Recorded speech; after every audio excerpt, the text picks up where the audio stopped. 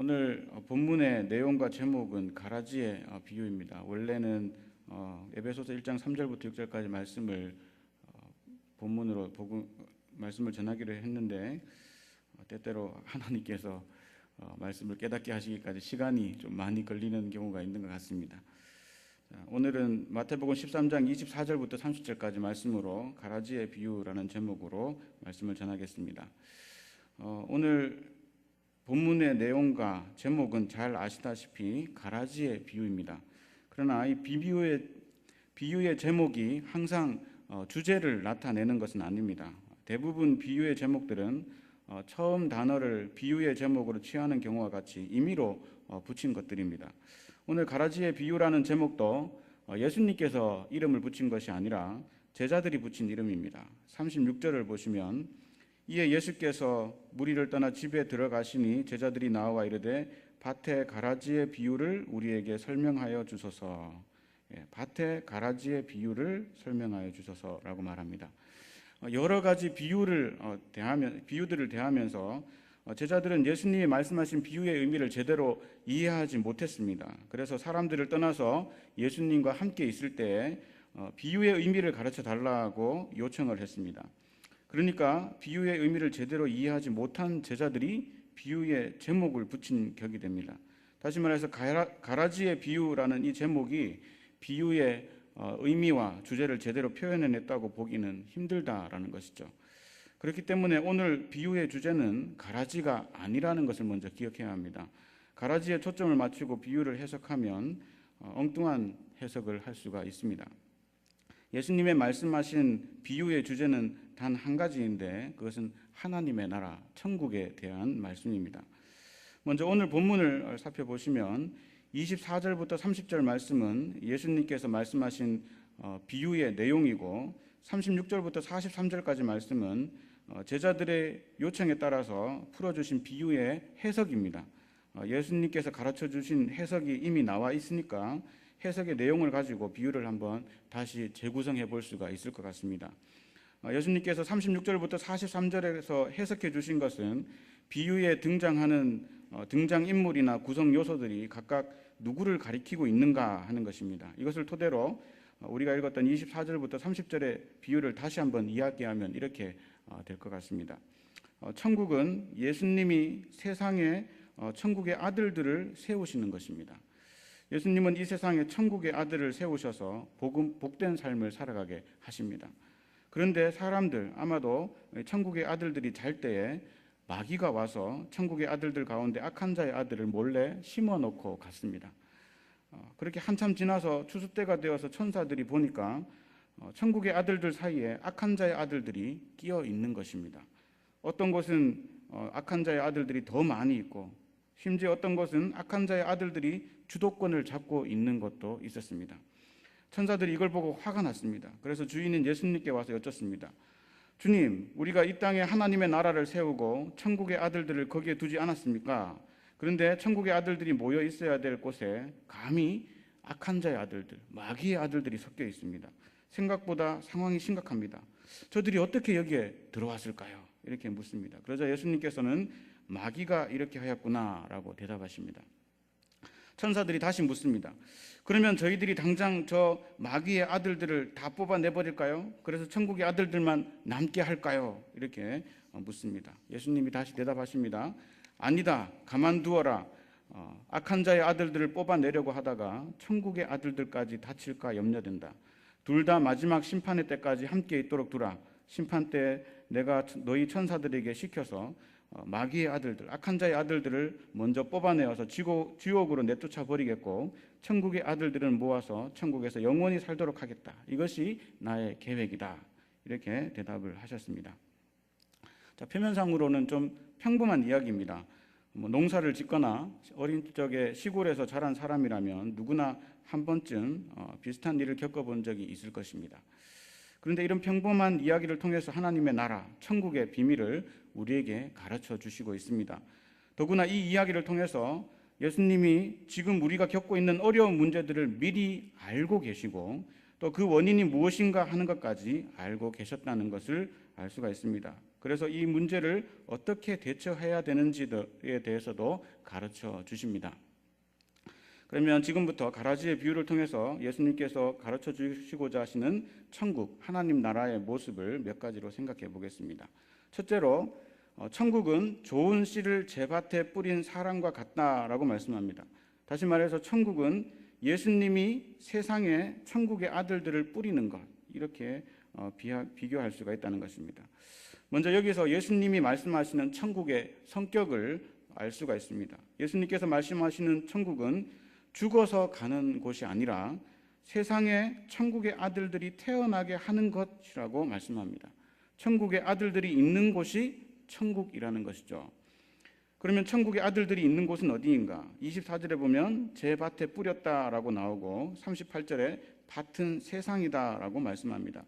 그러니까 자기 밭이라고 하는 것은 세상은 세상인데 특별히 예수님의 소유로 분명하게 소유권이 정해진 곳이라고 할 수 있습니다. 그곳이 어디이겠습니까? 특정 지어서 말씀드리면 바로 교회라고 할 수가 있습니다. 그러니까 이 말씀을 이렇게 해석할 수 있습니다. 천국은 예수님께서 이 세상에 당신의 몸된 교회를 세우시고 그 교회에 천국의 아들들을 모으는 곳이다 라고 말입니다. 물론 이 세상에서 하나님의 나라가 교회만으로 제한되는 것은 아닙니다. 하나님의 자녀가 살아가는 모든 삶의 현장들, 상황들, 내용들까지 곳곳이 다 하나님의 나라가 침투하는 현장입니다. 그러나 특정적으로 보여지는 교회가 천국의 아들들이 모이는 곳이고 천국의 삶을 미리 맛보는 곳이라고 할 수가 있습니다.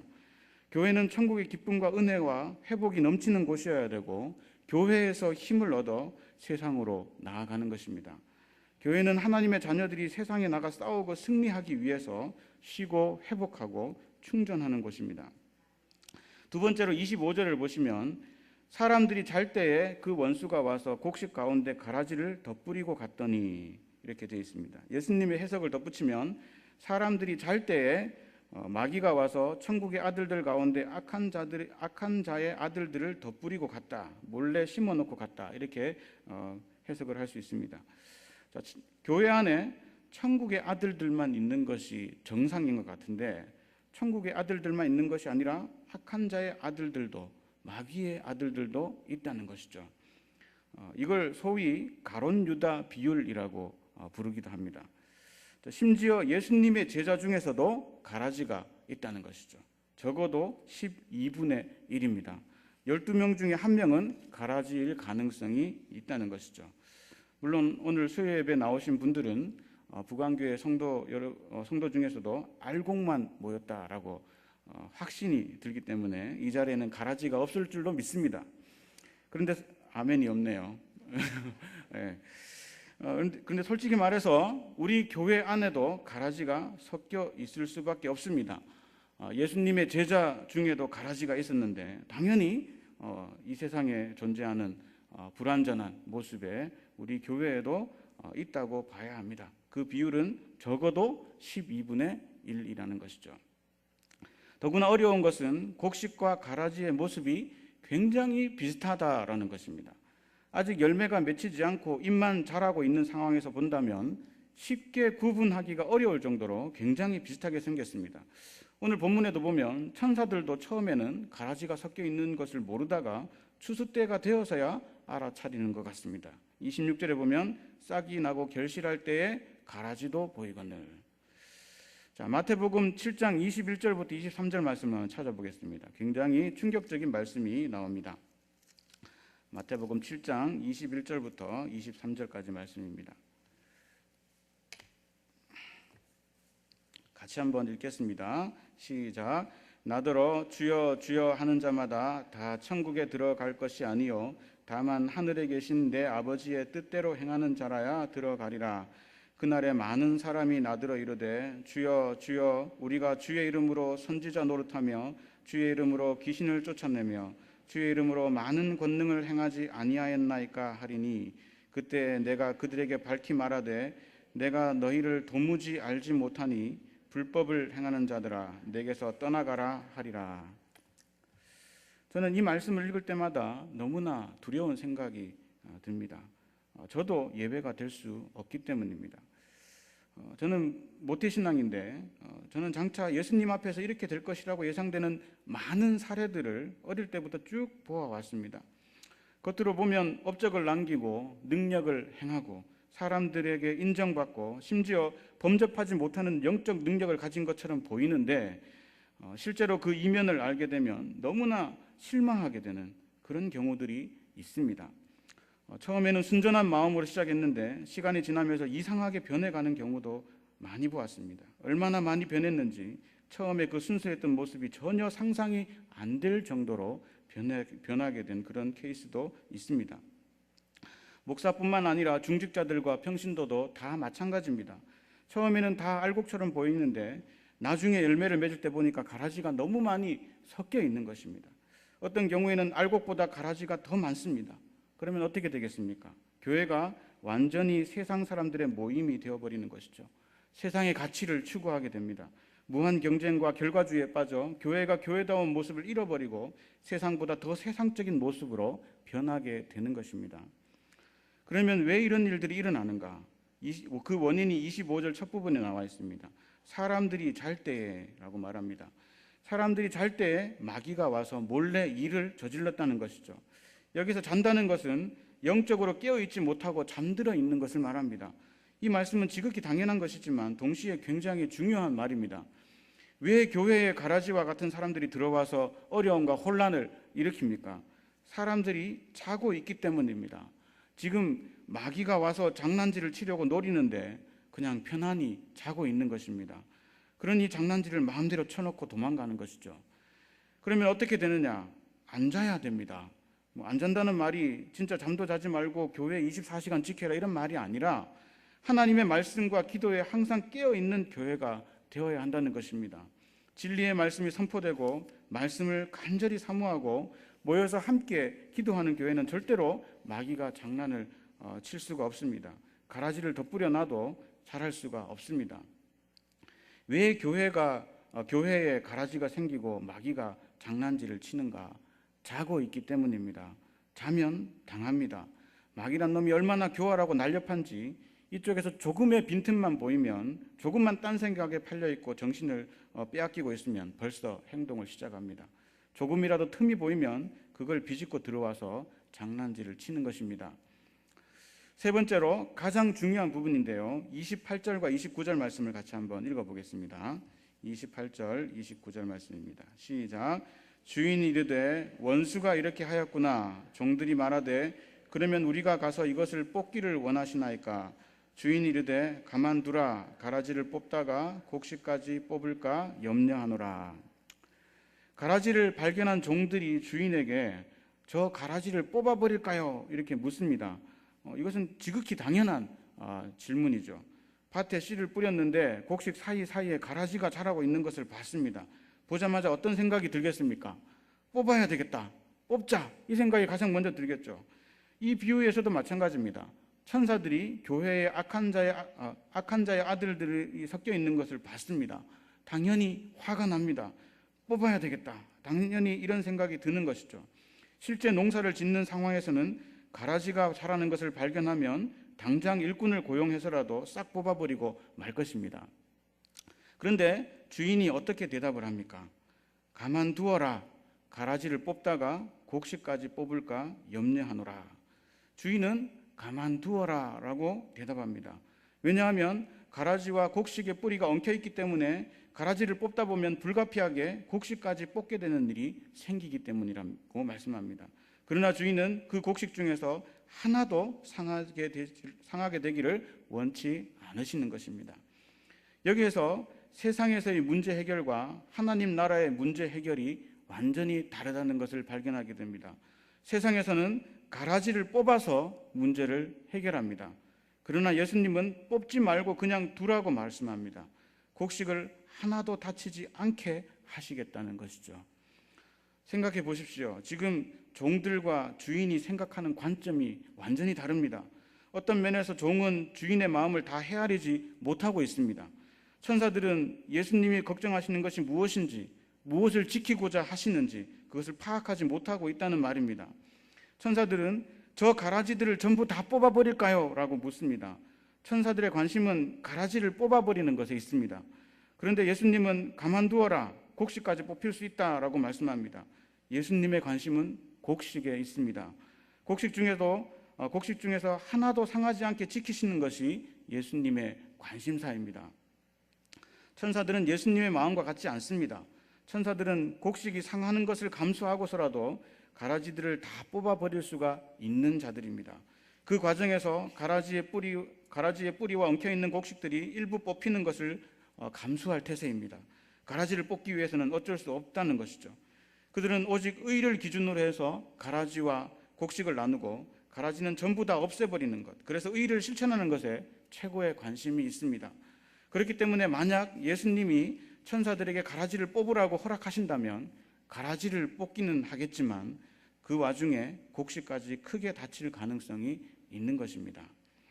사실 천사들은 하나님처럼 무조건적으로 인간을 사랑하지는 않습니다. 그들의 유일한 기준은 하나님의 공의입니다. 공의대로 판단하고 심판하는 것에만 관심이 있을 뿐입니다. 원래부터 그렇게 창조되었습니다. 그래서 가라지가 보이는 대로 다 뽑아버리고자 하는 것입니다. 어쩌면 그들은 하나님께서 인간을 사랑하시는 것을 이해하지 못할 수 있습니다. 자신들보다도 열등한 존재로 보이는 인간들을 하나님께서 왜 그토록 사랑하시는지 이해하지 못할 수가 있습니다. 사탄도 마찬가지입니다. 하나님의 아들 예수님이 육신을 입고 이 땅에 오셔서 인간의 죄를 대신 지시고 십자가에 못 박혀 죽으시고 부활하심으로 인간을 구원하신 것을 사탄은 전혀 상상하지 못했을 것입니다. 그런데 하나님은 예수님을 통해 그 무한하신 사랑을 인간에게 나타내셨습니다. 사탄은 이것을 전혀 이해하지 못하는 것입니다. 이해를 못하기 때문에 더 화가 나고 더 맹렬하게 우리를 공격합니다. 할 수만 있다면 구원받은 자들까지도 넘어뜨리려고 하는 것이 사탄의 계략입니다. 그래야 자신의 분이 조금이라도 풀리기 때문입니다. 그런데 생각해 보십시오.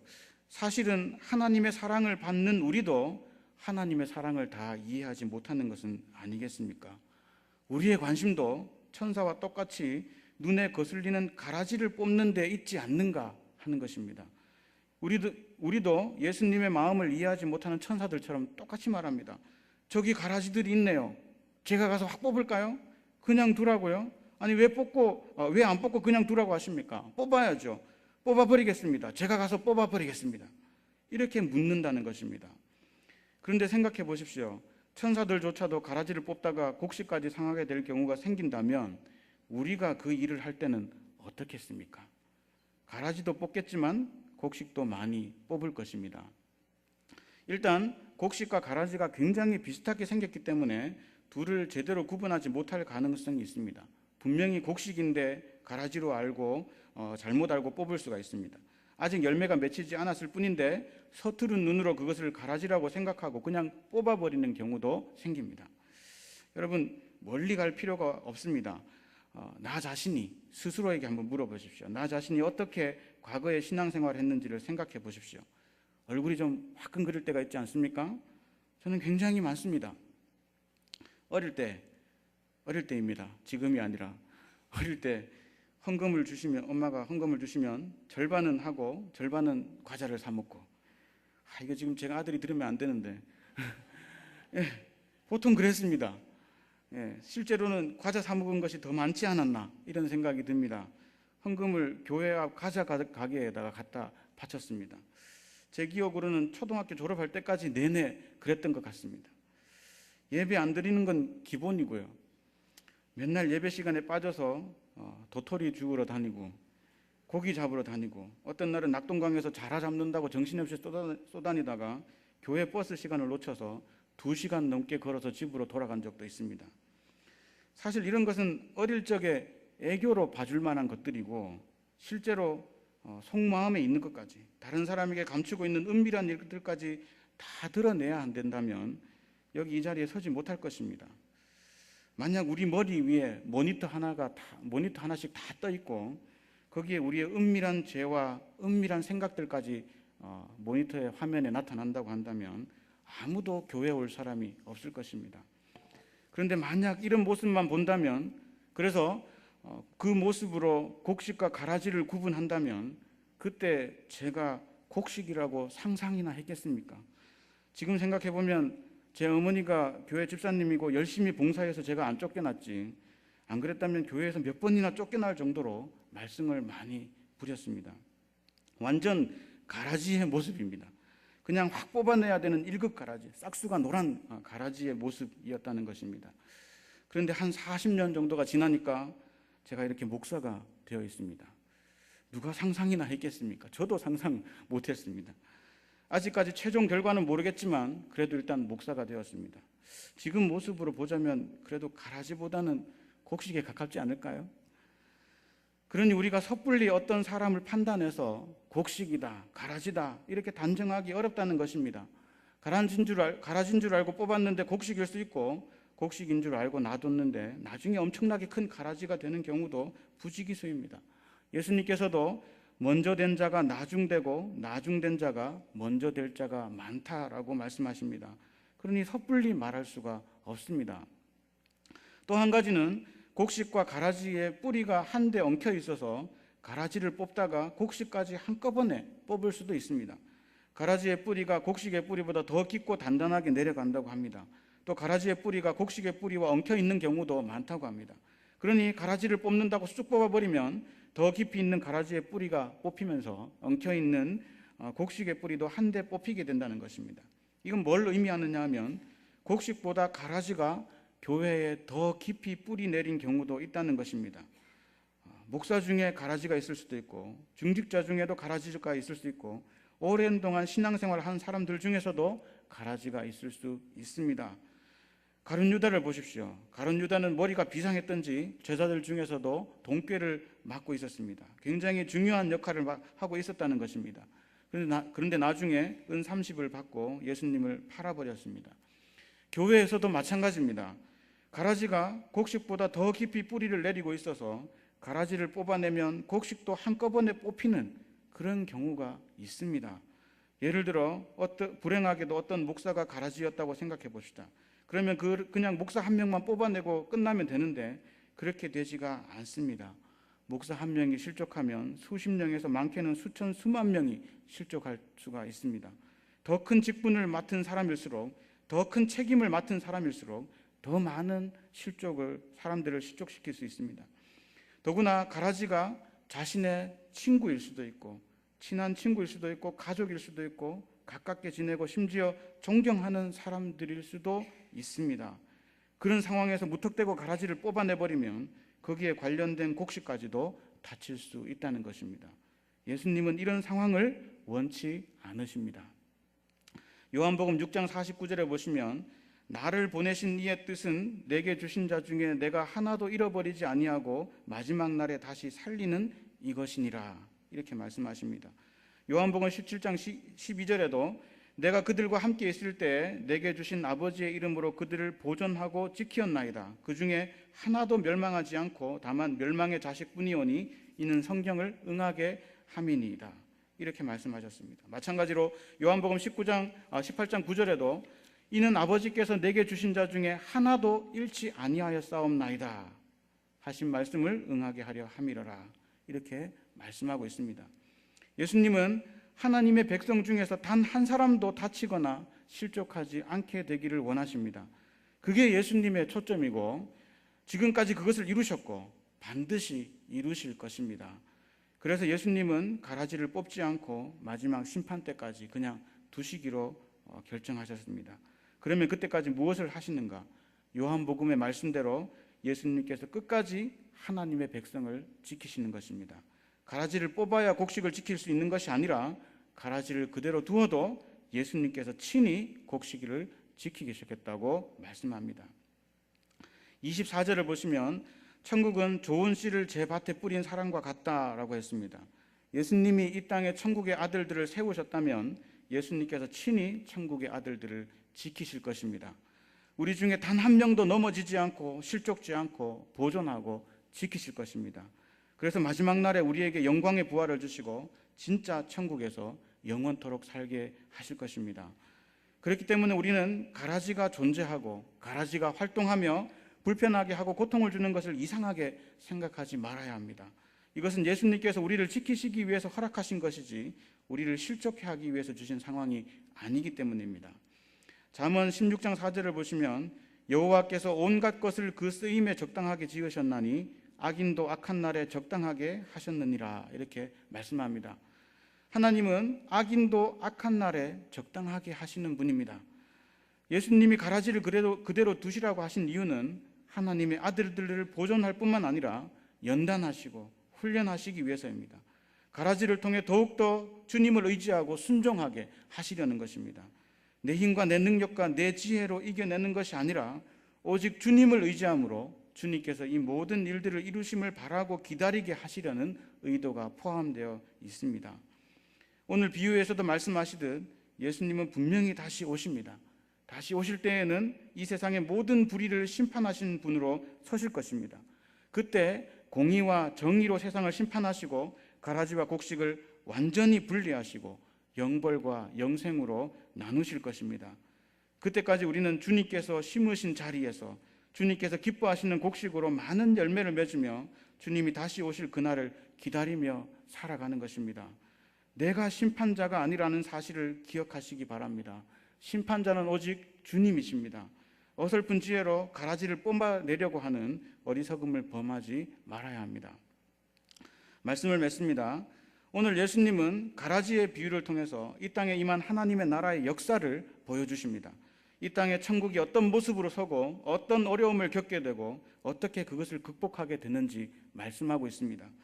천국은 주님의 몸된 교회에 천국의 아들들을 세우시는 것입니다. 이 땅에 세워진 교회는 이 땅에 임한 하나님의 나라, 천국의 가시적인 모습입니다. 이 땅의 교회는 마땅히 천국의 삶을 누릴 수 있어야 하고 마땅히 그렇게 되어야 합니다.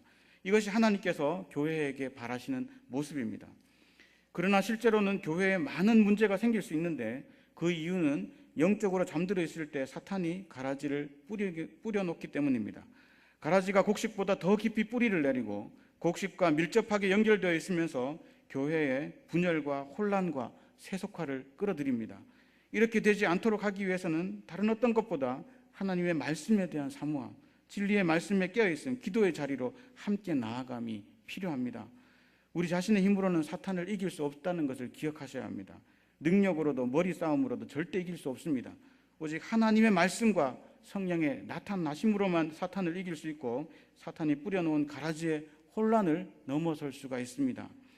무엇보다 기억해야 될 것은 예수님의 초점이 하나님의 아들들을 보존하는 것이라고 한다면 우리도 예수님과 동일한 초점을 가져야 한다는 것입니다.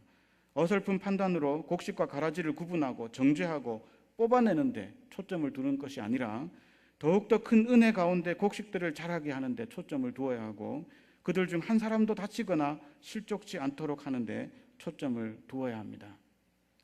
마지막으로 예수님께서 심판의 주님으로 다시 오시는 날을 기다리는 신앙을 가지십시오. 예수님은 곧 오십니다. 그날과 그때가 가까이 왔습니다. 주님이 다시 오실 때 기쁨으로 맞을 수 있도록 항상 깨어 있기 바랍니다. 주인이 올 때 충성된 종이 기쁨으로 맞는 것처럼 그렇게 주님을 맞을 수 있도록 항상 준비하는 삶을 살기 바랍니다. 오늘 말씀을 기억하시면서 대구 부강교회가 천국의 은혜와 기쁨이 풍성하게 흘러넘치는 교회가 될 수 있도록 기도하시고 무엇보다도 우리의 삶 속에서 풍성한 알곡으로 열매 맺는 복된 삶이 될 수 있기를 주님의 이름으로 축원합니다. 함께 찬양하겠습니다. 아버지 당신의 마음이 있는 곳에 함께 찬양드리겠습니다.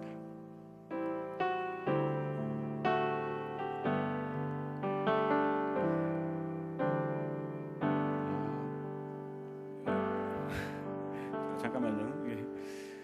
뒤에서 같이 좀 찬양을 해주시기 바랍니다. 네, 다시 부르겠습니다.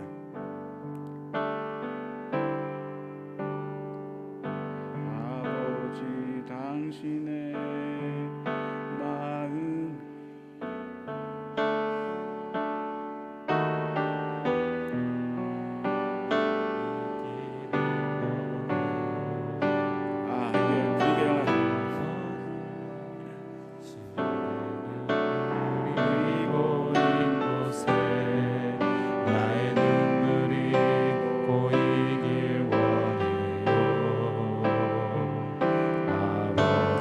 당신이 바라보는 영혼에게 나의 두 눈이 향하길 원해요.